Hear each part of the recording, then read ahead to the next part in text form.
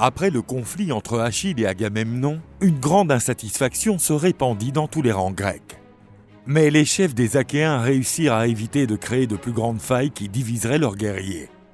Menée par Hector et Paris, l'armée troyenne entra sur le champ de bataille.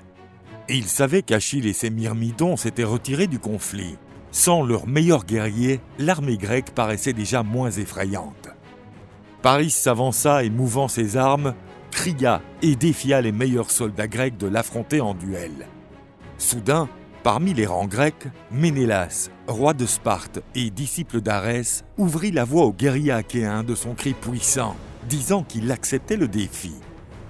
Le courage de Paris disparut à la vue de ses rivaux. Ses genoux tremblaient de terreur. Il se retira près des Troyens, se cachant derrière son puissant frère. Mais Hector se sentit outré devant tant de lâcheté. Il insulta furieusement son frère pour attiser sa fierté et son courage. Honteux, il s'excusa pour son attitude déshonorable.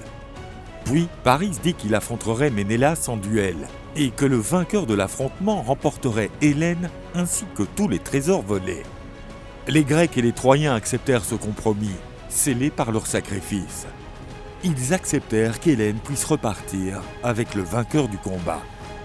Depuis le sommet des murs troyens, le roi Priam, accompagné de sa cour, attendait que le duel transforme le destin de Troie. Le roi demanda à Hélène de Troie qui étaient les grands guerriers visibles depuis là-haut. Elle pointa du doigt le roi des plus grands guerriers, dont Agamemnon, Ulysse, Ajax et Ménélas, les présentant au roi. Mais elle n'inclut pas ses frères, les jumeaux Castor et Pollux. Paris et Ménélas s'équipèrent de leurs boucliers et de leurs lances et furent prêts à commencer le duel. Les spectateurs retenaient leur souffle face à cette tension. Le silence était total.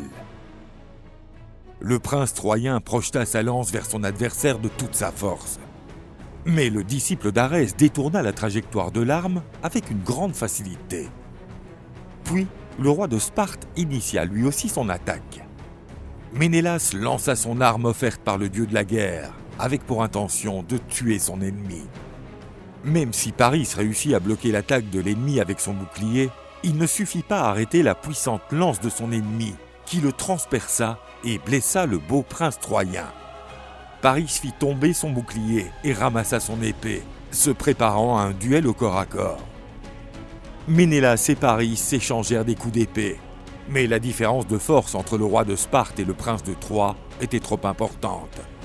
Le disciple d'Arès émit un grand coup avec son bouclier, qui projeta Paris sur le sol.